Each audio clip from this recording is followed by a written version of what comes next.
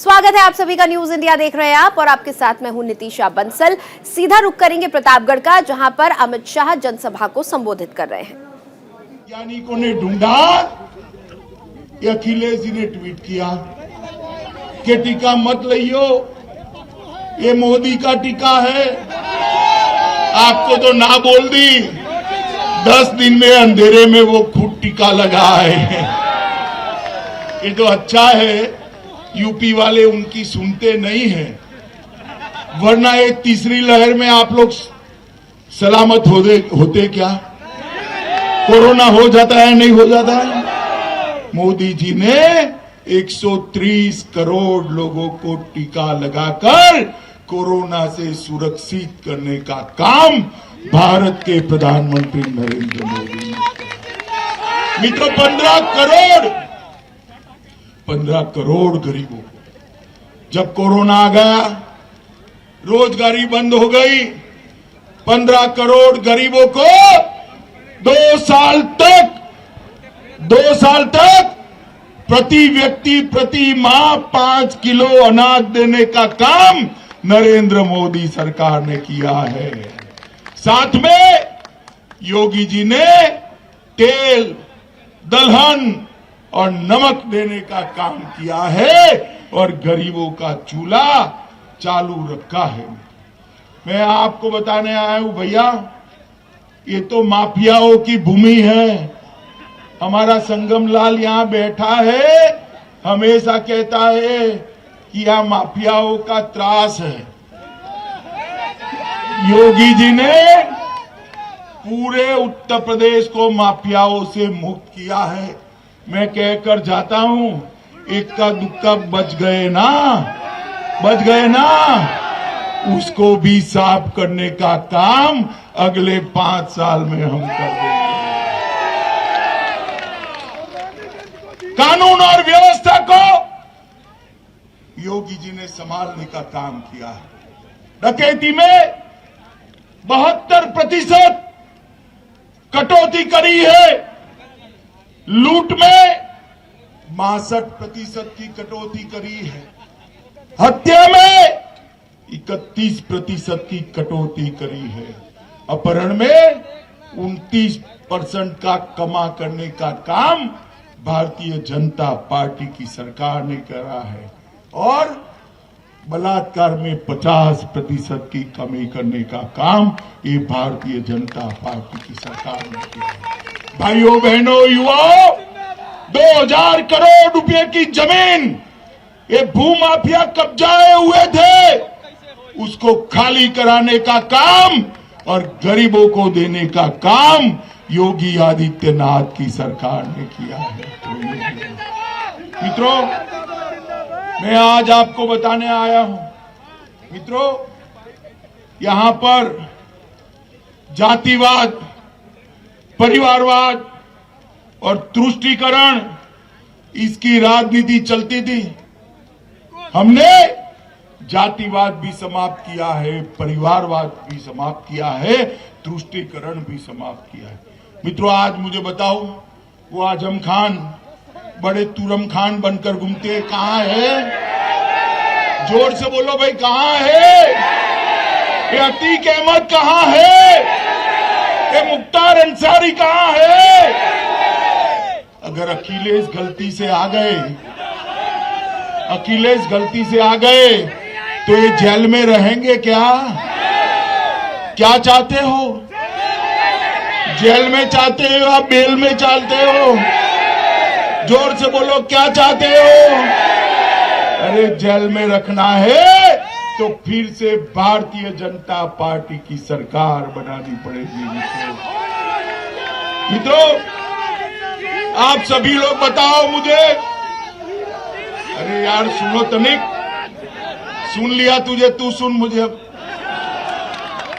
भाइयों बहनों, मुझे बताओ, ये कश्मीर जो है वो भारत का अभिन्न अंग है या नहीं है? भारत के साथ रहना चाहिए या नहीं रहना चाहिए? मोदी जी धारा 370 हटाना चाहते थे। 5 अगस्त 2019 को मोदी जी ने फैसला किया कि धारा 370 नहीं रहेगी और कश्मीर हमेशा के लिए भारत के साथ जुड़ जाएगा मित्रों। मगर ये सपा बसपा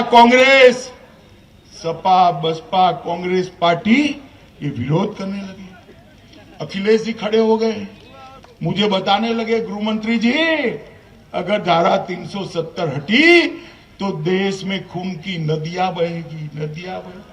अरे अखिलेश बाबू, किसको डरा रहे हो भाई? हम नहीं डरते किसी से। मित्रों, मोदी जी ने धारा 370 को 5 अगस्त 2019 को हटाने का काम कर दिया। और अखिलेश जी सुनिए, खून की नदियां तो क्या, कंकर चलाने की किसी की हिम्मत नहीं हुई। कंकर चलाने, माताओं भाइयों बहनों, ये भारतीय जनता पार्टी की सरकार, हम जो कहते हैं वो करते हैं। 10 साल तक सोनिया मनमोहन की सरकार चली, सपा बसपा कांग्रेस की सरकार थी। पाकिस्तान से आलिया मालिया जमालिया आते थे, हमारे जवानों के सर काट कर ले जाते थे और ये मनमोहन सिंह के मुंह से उफ नहीं निकलता था। मौनी बाबा चुप रहते थे। मोदी जी आ गए, आपकी कृपा हो गई, ये संगम लाल को आपने एमपी बना दिया। मोदी जी आने के बाद भी इन्होंने पुलवामा और उरी में हमला किया। उनको लगा अब क्या होने वाला है। पाकिस्तान वालों को मालूम नहीं था कि सरकार बदल गई है। अब कांग्रेस की सरकार नहीं है, भारतीय जनता पार्टी की सरकार है। मनमोहन सिंह प्रधानमंत्री नहीं है, नरेंद्र मोदी प्रधानमंत्री है। 10 ही दिन में मोदी जी ने सर्जिकल स्ट्राइक और एयर स्ट्राइक कर पाकिस्तान के घर में घुसकर आतंकवादियों का सफाया करने का। तो अमित शाह जनसभा को संबोधित कर रहे थे। चौथे चरण के लिए तो चुनाव प्रचार थम चुका है, लेकिन 5वें चरण का जो रण है अब शुरू हो चुका है और इसी कड़ी में उन्होंने डबल इंजन की सरकार की उपलब्धियां गिनाई, तो वहीं मोदी जी की भी बात करी। अब बात बड़ी खबर की, सूचना और प्रसारण मंत्रालय की बड़ी कार्रवाई सामने आई है। सिख फॉर जस्टिस से जुड़े ऐप पर प्रतिबंध लगाया गया है। वेबसाइट, सोशल मीडिया अकाउंट्स पर भी बैन लगाया गया है। ऐप पर सार्वजनिक व्यवस्था बिगाड़ने का आरोप है। खालिस्तानी संगठन सिख फॉर जस्टिस से जुड़े होने का आरोप। बड़ी खबर इस वक्त हम आपको बता रहे हैं, जहां पर एक ऐप पर प्रतिबंध लगाया गया है। सिख फॉर जस्टिस से जुड़े ऐप पर प्रतिबंध लगा है।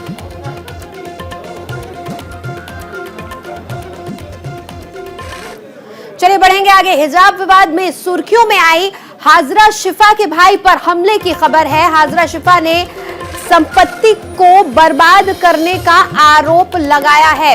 हाजरा शिफा ने गुंडों के खिलाफ कार्रवाई की मांग की है। बड़ी खबर इस वक्त हम आपको बता रहे हैं, जो हिजाब विवाद को लेकर हाजरा शिफा जो चर्चाओं में आई, जो सुर्खियां उन्होंने बटोरी, उसके बाद उनसे जुड़ी एक खबर आ रही है। उनके भाई पर हमला हुआ है। हाजरा शिफा ने संपत्ति को बर्बाद करने का आरोप भी लगाया है। हाजरा शिफा ने गुंडों के खिलाफ कार्रवाई की मांग की है।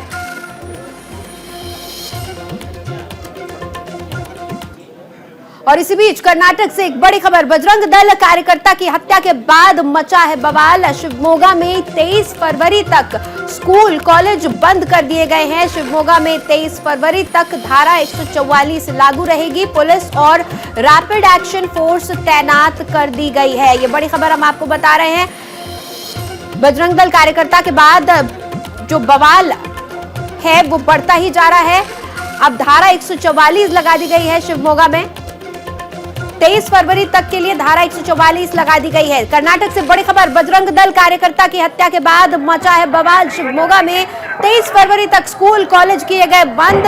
धारा 144 क्षेत्र में है लागू। पुलिस और रैपिड एक्शन फोर्स की गई तैनात। तस्वीरों में आप देख सकते हैं कितने बिगड़े हुए हालात इस वक्त शिवमोगा में।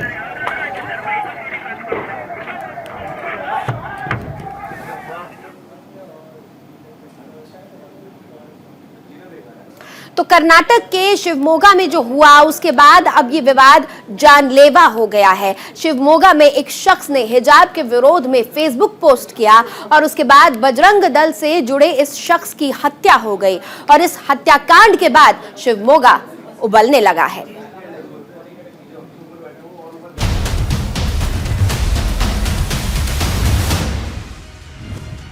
हिजाब पर हंगामा अब जान ले रहा है।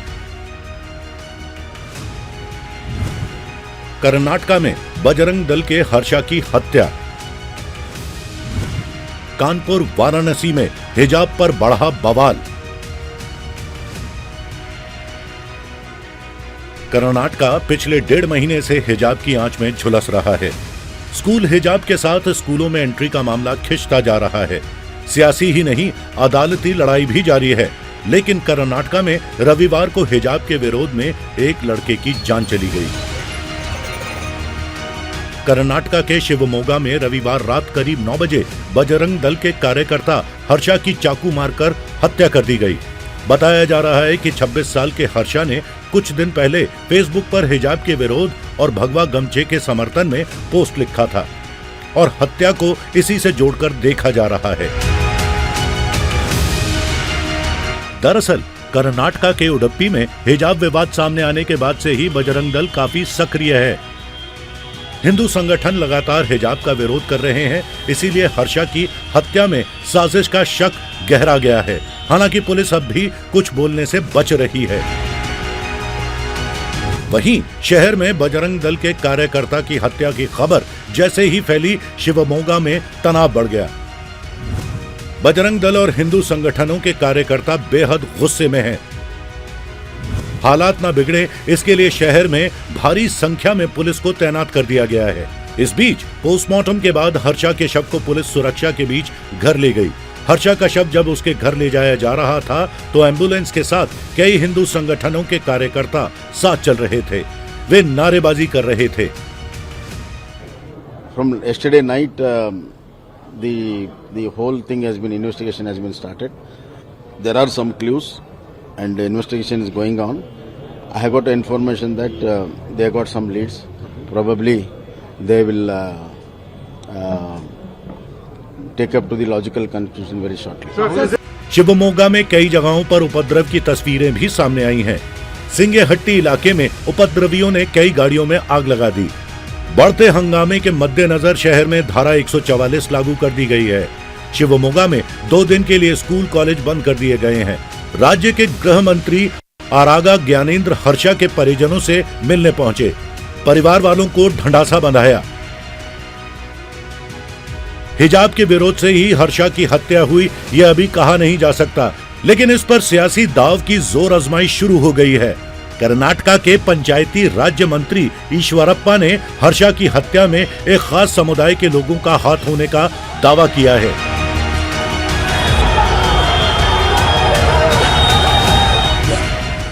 ಮದುವೆನೂ ಕೂಡ ಆಗಿಲ್ಲ, ತುಂಬ ಪ್ರಾಮಾಣಿಕ. ಅವನಿಗೆ ನಿನ್ನೆ ಮುಸಲ್ಮಾನ್ ಗೂಂಡಾಗಳು ಕೊಲೆ ಮಾಡಿದ್ದಾರೆ. ಶಿವಮೊಗ್ಗದಲ್ಲಿ ಎಂದೂ ಕೂಡ ಈ ಮುಸಲ್ಮಾನರ ಬಾಲ ಬಿಚ್ಚಿರಲಿಲ್ಲ. ಆದರೆ ಮೊನ್ನೆ ಈ ಧ್ವಜದ ವಿಚಾರ ಬಂದಂಥ ಸಂದರ್ಭದಲ್ಲಿ ಸರ್ಕಾರಿ ಶಾಲೆಯ ಮೈದಾನದಲ್ಲಿ ರಾಷ್ಟ್ರಧ್ವಜವನ್ನು ಇಳಿಸಿ ಭಗವಾ ಧ್ವಜವನ್ನು ಏರಿಸಿದ್ದಾರೆ. ईश्वरप्पा यही नहीं रुके, उन्होंने एक खास समुदाय को हत्याकांड में घेरने के अलावा कांग्रेस को भी इसमें शामिल होने का आरोप लगाया है। उन्होंने दावा किया है कि कर्नाटका के कांग्रेस अध्यक्ष DK शिव कुमार के उकसाने पर ही हर्षा की हत्या की गई। तो वहीं DK शिव कुमार ने ईश्वरप्पा के आरोप को बेबुनियाद करार दिया है और ईश्वरप्पा को तत्काल पद से हटाने की मांग की है। कर्नाटका में हिजाब विवाद जब से शुरू हुआ है, राज्य में तूफान मचा है। सोशल मीडिया पर कुछ दिनों से कांग्रेस नेता मुकर्रम खान का एक वीडियो वायरल हो रहा है, जिसमें वो हिजाब का विरोध करने वालों को खुलेआम धमकियां दे रहे हैं। ನಾವು ಭಾರತೀಯರು ಭಾರತದಾಗ ಹುಟ್ಟಿದೀವಿ, ಭಾರತದಾಗ ಬೆಳೆದೀವಿ, ಭಾರತಕ್ಕೆ ಇರ್ತೀವಿ, ಭಾರತಕ್ಕೆ ಸಾಯ್ತೀವಿ. ನಮಗೆ ಹಿಜಾಬು ನಮ್ಮ ಮಕ್ಕಳ ಹಿಜಾಬ್ಗೆ ನಾವು ಅಡ್ಡಿ ಹಾಕ್ತಾರೆ ಮಾತ್ರ ತುಂಡು ಮಾಡ್ತೀವಿ. ಇದು ನೆನ್ಪಿಟ್ಕೊಂಡು. हिजाब फसाद में ओवैसी भी खुलेआम टिप्पणी कर रहे हैं। उन्होंने हिजाब के समर्थन में एक बार फिर बयान दिया है। तुमको मुझे गाड़ी पसंद नहीं है, कोई परवाह नहीं, मैं गाड़ी छोड़ूंगा। तुमको मेरे सर पर टोपी पसंद नहीं है, मैं टोपी पहनूंगा। तुमको हिजाब पसंद नहीं है, मेरी बेटी पहनेगी।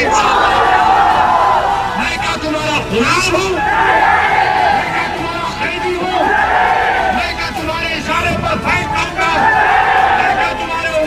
नीचे गिर जाऊंगा।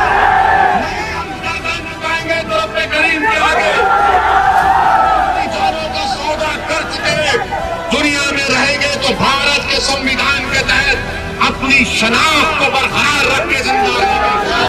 कर्नाटका से पनपे हिजाब विवाद के चलते कानपुर में खूनी संघर्ष हो गया।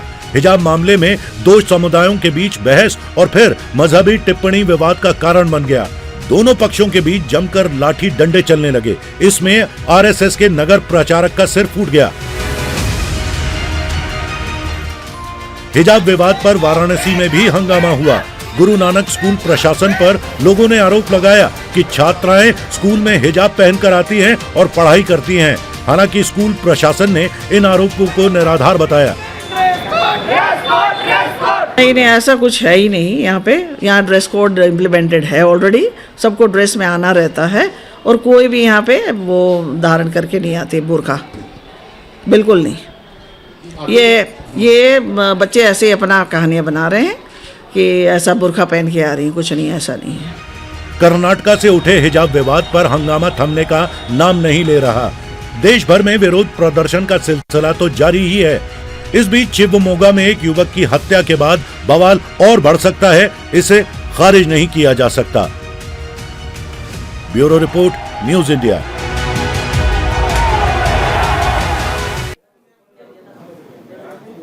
यूपी विधानसभा चुनावों को लेकर 3 चरण का चुनाव हो चुका है और चौथे चरण के लिए कल वोट डाले जाएंगे।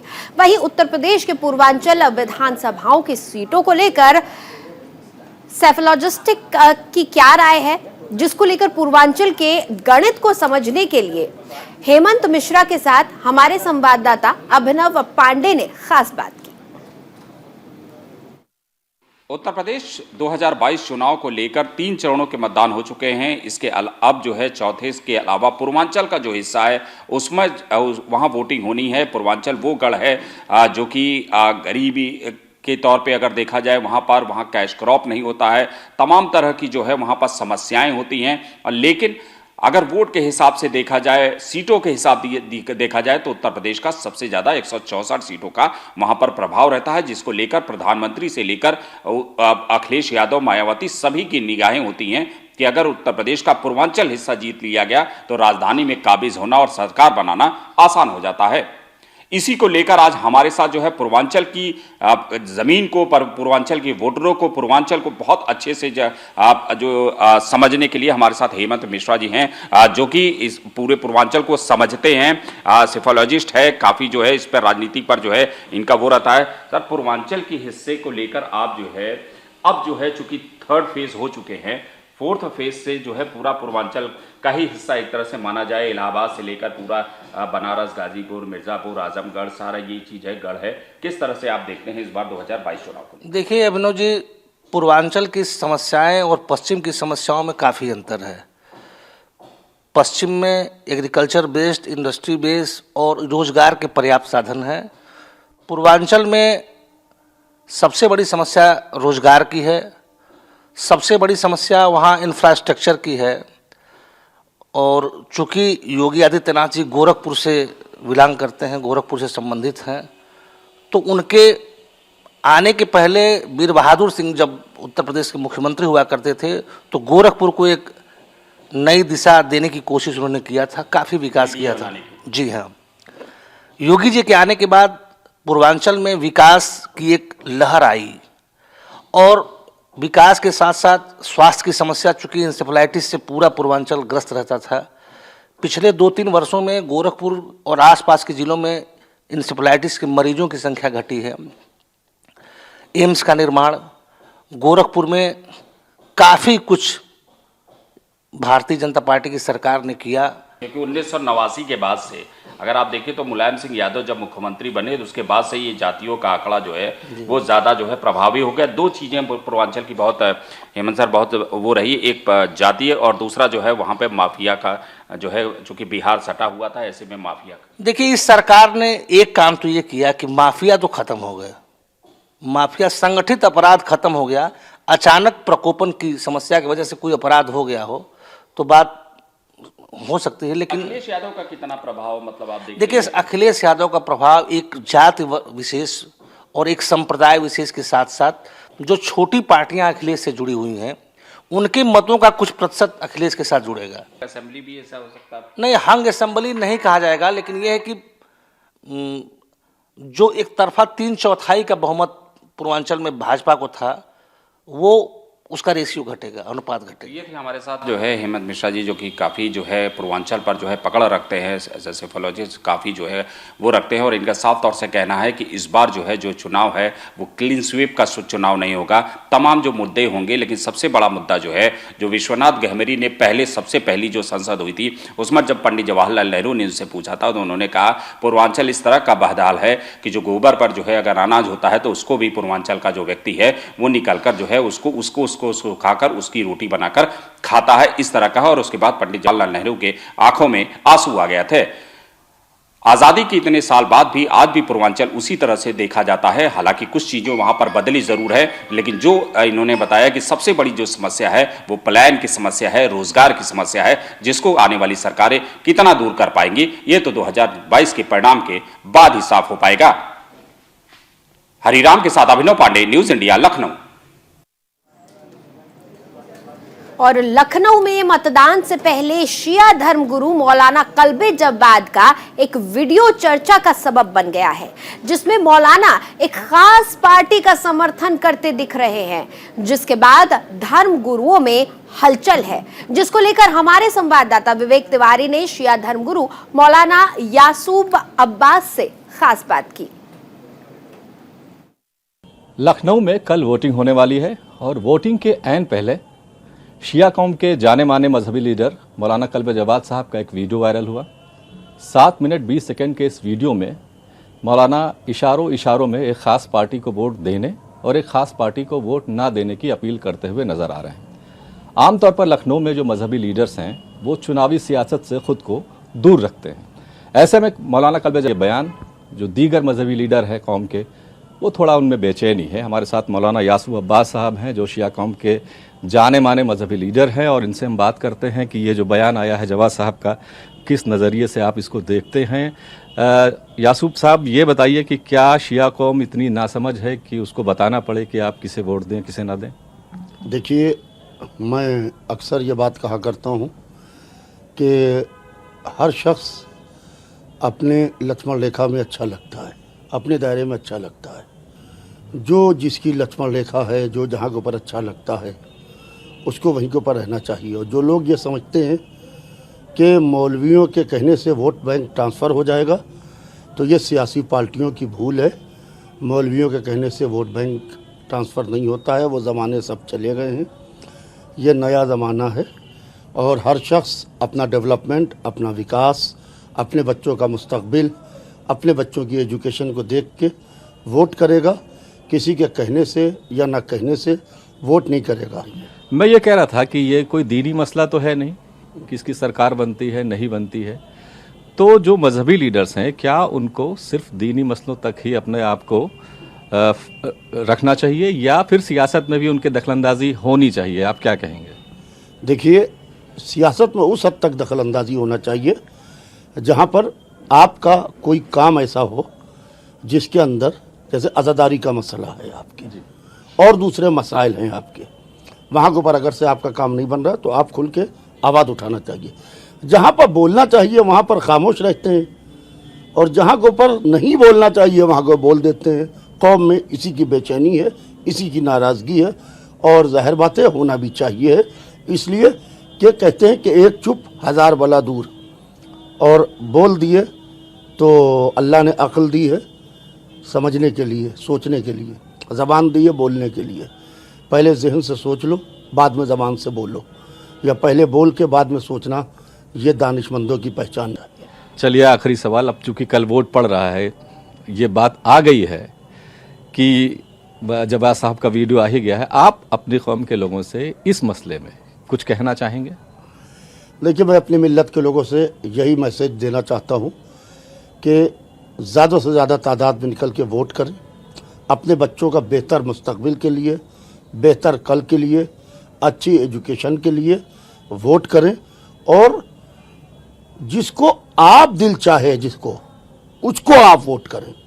वोट हमारे ना कहने से या आपके कहने से या किसी के कहने से वोट ना करें, इसलिए कि हर शख्स को अल्लाह ने अक्ल दी है और ये आपका राइट है, ये कॉन्स्टिट्यूशन ने आपको राइट दिया है। आपका वोट एक आपका है जो 5 साल के बाद आप अपने मत का, अपने अधिकार का इस्तेमाल करते हैं, लिहाजा भरपूर तरीके से उसको इस्तेमाल करें और देखें कि हमारा कल, हमारा बेहतर, हमारा मुस्तकबिल किससे बेहतर हो सकता है, किससे अच्छा हो सकता है, उसको निकल के वोट करें। जी बहुत बहुत शुक्रिया। तो ये यासूब अब्बास साहब जो कह रहे हैं, जो दीगर मजहबी लीडर हैं लखनऊ के, वो भी इसी बात को मानते हैं कि जिसको भी वोट देना है, जिसको चाहे उसको वोट दीजिए, और जो दीनी लीडर्स हैं उनको सियासत में दखलंदाजी नहीं करना चाहिए। शिया कौम काफ़ी समझदार कौम मानी जाती है और वो जानती है कि किसको वोट देना है और किसको नहीं देना है। मजहबी लीडर को इस पूरे प्रक्रिया से, इस पूरे प्रोसेस से अपने आप को दूर रखना चाहिए। कैमरा पर्सन राज के साथ मैं विवेक तिवारी, न्यूज़ इंडिया, लखनऊ।